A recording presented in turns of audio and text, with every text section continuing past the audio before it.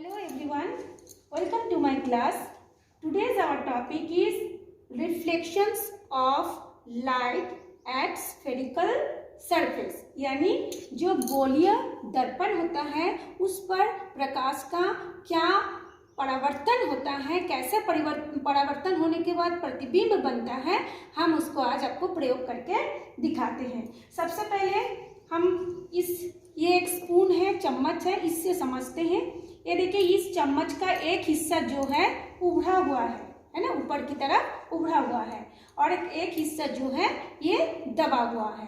ठीक, तो ये हमारे पास ये दो मिरर है। ये देखिए, ये दो मिरर है। इस मिरर इसलिए बोलेंगे क्योंकि मिरर भी कांच से ही बनता है, लेकिन दोनों में डिफरेंस ये है, मिरर का पिछला हिस्सा में पहले एक चांदी का परत चढ़ा रहता है, उसके ऊपर एक पेंट का कोटेड रहता है, जिसके कारण ये कांच का होते हुए भी अपारदर्शी हो जाता है। और अपारदर्शी होने के कारण जब प्रकाश इस पर आके टकराता है, टकरा के फिर वो उसी माध्यम में वापस चला जाता है, जिस घटना को कहा जाता है परावर्तन यानी रिफ्लेक्शंस। तो देखिए, जिस तरह से चम्मच है, हमारे पास ये दो मिरर है, दर्पण है। तो चम्मच का एक हिस्सा देखिए ऐसे उभरा हुआ है, पीछे का हिस्सा। तो इसको भी आप छुएंगे, आप वीडियो में नहीं देख पा रहे होंगे, लेकिन जब आप इसको टच करेंगे तो आपको ये यहाँ पर भी ऐसे सेम थोड़ा सा हल्का सा उभरा हुआ यहाँ पे ऐसे छूने से महसूस होता है ना। और ये जैसे ये दबा हुआ है, तो इतना तो नहीं, लेकिन हल्का से इसको भी आप छुएंगे तो ये दबा हुआ है। तो इस तरह से ये जो दर्पण है दो प्रकार के हो गए। एक्चुअल में दर्पण जो होता है, मिरर तीन प्रकार के होते हैं। एक होता है प्लेन मिरर, जिसमें हम अपना फेस देखते हैं, है ना, कंघी करते हैं। एक होता है आपका कनकेव मिरर, और एक होता है कन्वेक्स मिरर। कनकेव यानी अवतल, और कन्वेक्स यानी उत्तल। उत्तल मतलब ऐसे उठा हुआ, उथला हुआ, और अवतल मतलब ऐसे दबा हुआ। ठीक है, तो ये हमने देख लिया, इसी से आपको प्रकार पता चलेगा। अच्छा, आप क्या होगा, जब हम इस पर प्रकाश की डालेंगे, प्रकाश किरण आके इस पर टकराएगा, है ना। तो जब प्रकाश किरण टकराएगा, क्योंकि इसका कुछ हिस्सा ऐसे उभरा हुआ है, ये देखिए, इसका कुछ हिस्सा उभरा हुआ है और कुछ हिस्सा ऐसे करके, ये ऐसे, जैसे मान लीजिए इस टाइप का ये फूला हुआ है, और दोनों साइड से ऐसे, चारों साइड से ये दबा हुआ है ना। तो ये जो फूला हुआ हिस्सा है, उस फूला हुआ हिस्सा को हम बोलेंगे द्वारक यानी एपर्चर। क्यों द्वारक? क्योंकि पूरा हिस्सा को क्यों नहीं मानेंगे, क्योंकि प्रकाश मुख्य अक्ष के समांतर आके आपतित होता है, ये जो फूला हुआ हिस्सा है उस पर, है ना। फिर वहां से वो जब टकरा के वापस जाता है, यानी जब उसका परावर्तन होता है, मुख्य अक्ष के किसी एक बिंदु पर जाके वो सारे किरण क्या हो जाते हैं, कब उत्तल और अवतल दर्पण में क्या होता है कि किसी में वो फैल जाता है और किसी में जाके मुख्य अक्ष पर जाके वो मिल जाता है। ठीक, अब वो किस में मिलता है? अवतल पे मिलता है। अब हम आपको प्रयोग करके दिखाएंगे कि कैसे मिलता है। और उत्तल पे वो प्रकाश आपतित हुआ, फिर टकराया, टकराने के बाद जब वो परावर्तित होता है तो वो प्रकाश क्या होता है, ऐसे चारों तरफ फैल जाता है। जैसे हम लोग टॉर्च लाइट में देखते हैं ना, छोटा सा टॉर्च से रोशनी निकलता है, लेकिन दूर तक फेंकते हैं तो बहुत लंबा जगह में फैला हुआ दिखता है ना, वैसे ही इसमें होता है। तो चलिए अब हम इसको देखते हैं। अब देखिए, हम इसका प्रयोग करके दिखाते हैं। ये देखिए, ये है हमारा अवतल दर्पण। तो आपको तो दिखाई नहीं दे रहा होगा, लेकिन मैं आपको पहले ही बताई हूँ, ये थोड़ा सा दबा हुआ है, ये चम्मच के ये वाला हिस्सा। अब हम इसका सूरज के प्रकाश के ऊपर रखेंगे, तो सूरज की किरणें इस पर क्या होगा, आके टकराएगा, यानी आपतित होगा, होने के बाद टकराने के बाद वापस जाएगा, यानी परावर्तन होगा। ठीक है, लेकिन इसमें क्या एक चीज आपको ध्यान रखना पड़ेगा, इसमें मुख्य अक्ष होता है। मुख्य अक्ष मतलब ये जो दबा हुआ हिस्सा है, उस दबा हुआ हिस्सा के जो बीच वाला केंद्र होता है, उस केंद्र के सिधाई में एक रेखा होगा, यानी उस सिधाई में यदि कोई किरण आके इस पर टकराएगा, वो हो गया उसका मुख्य अक्ष, जिसको हम ध्रुव भी बोलते हैं। ठीक, तो हम आपको आज प्रयोग करके दिखा रहे हैं, कभी आपको वो भी बताएंगे। तो ये देखिए, यहाँ पे हमने अवतल दर्पण लिए, इसको हम प्रकाश के ऊपर रखेंगे तो देखेंगे, ये देखिए, एक प्रकाश के बिंदु दिखाई दे रहा है कि नहीं, है ना। जब हम इसको, तुम लोग आ जाओ पास में देखने के लिए, जब हम इसको ऐसे पास में लाएंगे, है ना, हम इसको क्या करेंगे, ऐसे आगे पीछे कागज को या ये जो मिरर है, मिरर को आगे पीछे करेंगे। जहाँ पे देखेंगे ये चमकीला बिंदु स्पष्ट दिखाई देगा, है ना। ये देखिए अभी ये क्या हो रहा है, गोल एकदम स्पष्ट, और पास में लेने पर ये देखिए ये दिखाई दे रहा है एकदम स्पष्ट चमकीला एक बिंदु। मेरा हाथ कांप रहा है इसलिए ये भी हिल रहा है। ये जो बिंदु है ये क्या है, सूरज का प्रतिबिंब है, क्योंकि इसमें देखिए सूरज का किरणें आके टकराया, आपतित हुआ, आपतित होने के बाद इसका ये प्रतिबिंब बना है। तो ये किसका प्रतिबिंब है, ये है सूरज का प्रतिबिंब। ठीक, इसको हम लोग ऐसे देखिए, एकदम सूरज का ये प्रतिबिंब दिख रहा है। तो ये सूरज का प्रतिबिंब किसको, ये किस पर बना, अवतल दर्पण पर बना। और ये जो प्रतिबिंब हुआ उसको हम बोलते हैं फोकस। क्या बोलते हैं, फोकस, क्योंकि सूरज की किरण इस दर्पण पर टकराया, टकराने के बाद वहां जाके वो प्रकाश दे रहा है, यानी उस पर वो उसको फोकस दे रहा है। ठीक है, तो इस वो जो चमकीला प्रतिबिंब है उसको बोलेंगे हम उसकी फोकस, और इस दर्पण से इस फोकस की दूरी को हम बोलेंगे फोकल लेंथ।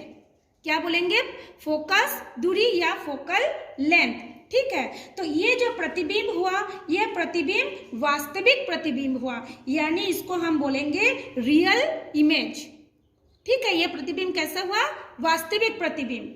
ठीक, जैसे हम लोग मिरर समतल दर्पण पे देखते हैं कि हम उसके अंदर खड़े हैं, है ना, मिरर के अंदर, दर्पण के अंदर हम खड़े हैं, हम जैसे करते हैं वो भी वैसे ही करता है, तो वो हमको आभास होता है ना।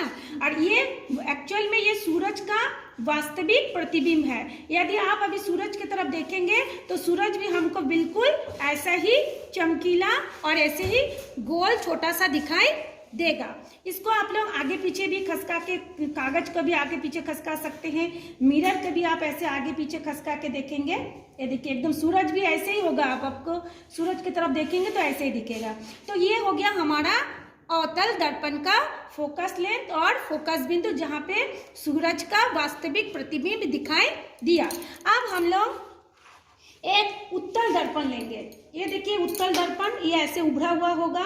ठीक है, ये जितना उभरा हुआ हिस्सा है उसको हम बोलते हैं अपर्चर यानी दारक। अब इसका हम सूरज की कृष्ण में प्रतिबिंब लेते हैं। देखिए दोनों को देखिए, इसमें देखिए ये प्रतिबिंब कितना हो गया, बड़ा सा हो रहा है ना।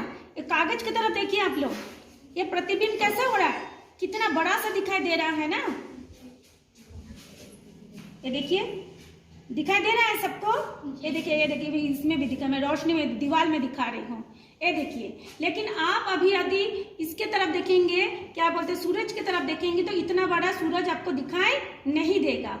ठीक है, तो ये हमारा क्या हो रहा है, ये जो मिरर से ये इसका जो फोकस हो रहा है, यानी इसका जो प्रतिबिंब हो रहा है, ये क्या बन रहा है, बड़ा सा बन रहा है ना। ये क्या बन रहा है, बड़ा बन रहा है। तो ये इसका आभासी प्रतिबिंब होगा। ठीक है, देखिए ये कितना बड़ा, वो कितना बड़ा बन रहा है। देखिए कागज पर भी देखिए कितना सा बड़ा सा बन रहा है चमकीला, और इसका देखिए कितना छोटा। दोनों को मैं बगल में दिखा रही हूँ। ये देखिए अवतल दर्पण एकदम सूरज का जैसा नाप का भी है वैसे दिखा रहा है। इसको आप आगे पीछे खसका के भी ऐसे बना सकते हैं, चाहे कागज को खसकाए चाहे इसको। और बगल में देखिए उत्तल दर्पण है, वो कितना बड़ा सा दिखा रहा है। दोनों में अंतर देखिए, दिख रहा है ना। तो इसका ये क्या कारण है, जो अवतल दर्पण, ये जो चमक रहा है ये हो गया अवतल दर्पण, और ये जो बड़ा सा दिखा रहा है ये हो गया उत्तल दर्पण। तो अवतल दर्पण में प्रकाश किरणें क्या होता है, मुख्य अक्ष के किसी एक बिंदु पर जाके सारे प्रकाश किरण वहां पे आके मिल रहा है ना, इसलिए वो चमक हो रहा है। तो हमको ऐसा लग रहा है कि ये जो प्रकाश किरणें हैं किसी एक बिंदु से, है ना, आती हुई हमको प्रतीत हो रहा है, कि वो लग रहा है कि किसी एक बिंदु से वो प्रकाश क्या हो रहा है, किसी एक बिंदु से होकर जा रहा है। ठीक, और जो उत्तल दर्पण होगा उसमें ऐसा लगेगा कि वो किसी एक बिंदु से आती हुई प्रतीत हो रहा है, ऐसा हो रहा है कि कहीं से वो आ रहा है। और इसमें ऐसा लग रहा है कि किसी बिंदु से होकर वो जा रहा है। देखिए दोनों में फोकस देखे ना दोनों का, ये देखिए फोकस हो रहा है। अब एक सवाल होता है इसकी फोकस दूरी कितनी होगी। यदि हम दोनों दर्पण का फोकस दूरी देखें तो इसकी फोकस दूरी क्या होगी। ये जो मैंने आपको बताया है एपर्चर यानी ये जो फूला हुआ हिस्सा है, ये हिस्सा यदि छोटा होगा, है ना, यदि ये हिस्सा छोटा होगा तो उसकी फोकस दूरी क्या हो जाएगी, ये जो आर होगा, हाँ आर किसको बोलते हैं, इसकी केंद्र से, इस ये जो आपका मिरर है, मिरर के केंद्र से उसके ये जो किनारे तक की दूरी को हम बोलते हैं रेडियस यानी वक्रता त्रिज्या। ठीक, ये जो वक्रता त्रिज्या क्यों बोलेंगे, क्योंकि ये ऐसे टेढ़ा है, ऐसे गोल है ना, ऐसे एकदम सपाट तो है नहीं, टेढ़ा है, इसलिए हम उसको बोलेंगे कर्व नुमा। जैसे ऐसे कर्व होता है ना, कर्व नुमा है, इसलिए इसको हम बोलते हैं वक्रता त्रिज्या यानी केंद्र से इसकी इस तक की दूरी को हम बोलते हैं वक्रता त्रिज्या। और यदि ये अपर्चर यानी इसके दारक यदि छोटा होगा तो ये वक्रता त्रिज्या क्या होगी, आर बराबर हो जाएगा उसकी फोकस दूरी की दुगना होगी, यानी आर बराबर हो जाएगा उसका 2f। ठीक है, सबको आगे क्लियर समझ में आया। एक बार और दिखाओ, ये देखिए ये हो गया अवतल दर्पण, सूरज का वास्तविक प्रतिबिंब, और ये देखो ये है उत्तल दर्पण, ये देखो ये कितना बड़ा सा दिखाई दे रहा है, ये हो गया आभासी प्रतिबिंब। ठीक है, इसमें क्या होता है, सारे प्रकाश किरण आपतित होने के बाद इसमें टकराकर मुख्य अक्ष के किसी एक बिंदु पर जाके सारे प्रकाश किरण मिल गया। ठीक है, और इसमें क्या होता है, ये इसमें से टकराने के बाद चारों दिशाओं में वो क्या हो रहा है, फैल जा रहा है। ठीक है, इसलिए बड़ा सा दिखाई दे रहा है, ये आभास हो रहा है। दोनों में अंतर समझ में आया। तो आज इतना ही, इस प्रयोग के आप लोग देखिए और इसके बारे में जो थ्योरी है उसको मैं आपको बता